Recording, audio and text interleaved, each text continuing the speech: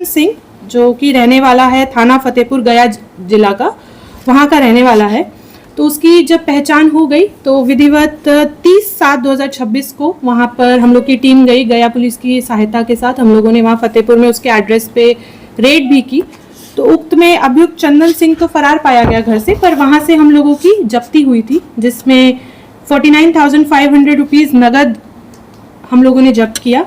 और अभियुक्त की जो टी शर्ट और चप्पल थी जो कि सीसीटीवी फुटेज में जो एटीएम की है जो उसने पहना हुआ था वो भी वहाँ से जब्त हम लोग को मिला।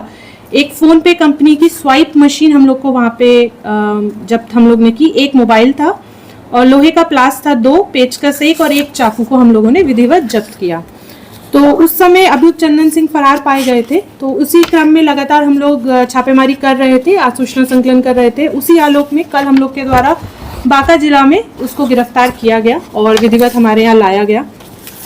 अभियुक्त से पूछताछ पे उसके द्वारा जितनी भी घटनाएं हैं वो उसके द्वारा स्वीकार किया गया कि लखीसराय एवं लखीसराय से आसपास के जो जिले हैं जमुई, शेखपुरा, इन सब जगहों पे भी इसके द्वारा इस तरह की घटना और इसकी गैंग के द्वारा की गई है। इसी क्रम में जब हम लोग गया जिला से हमने इसका आपराधिक इतिहास मांगा तो कुल अभी तक हम लोगों के पास टोटल 13 केस है जो कि विभिन्न राज्यों में भी हैं जो इसके खिलाफ दर्ज किए गए हैं।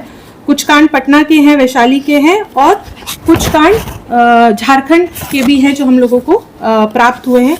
इसकी विस्तृत आपराधिक इतिहास अभी हम लोग पता कर रहे हैं और विभिन्न जिलों से और विभिन्न राज्यों से भी हम लोग इससे पत्रचार करके इसका जो आपराधिक इतिहास है वो पता करेंगे।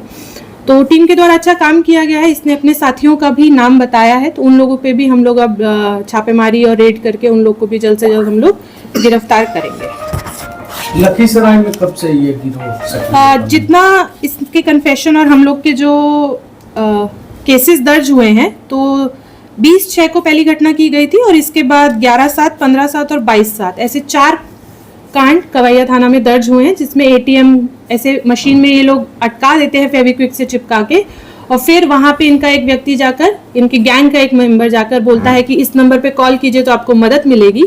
और जब वो व्यक्ति उस नंबर पे कॉल करता है तो उसको एक स्पेसिफिक बाहर किसी जगह पे बुलाया जाता है और जब वो वहां जाता है तो पीछे से आकर इनका एक गैंग मेंबर उस एटीएम को बाहर खींच लेता है और जाकर किसी दूसरे एटीएम से पैसे की निकासी कर लेता है।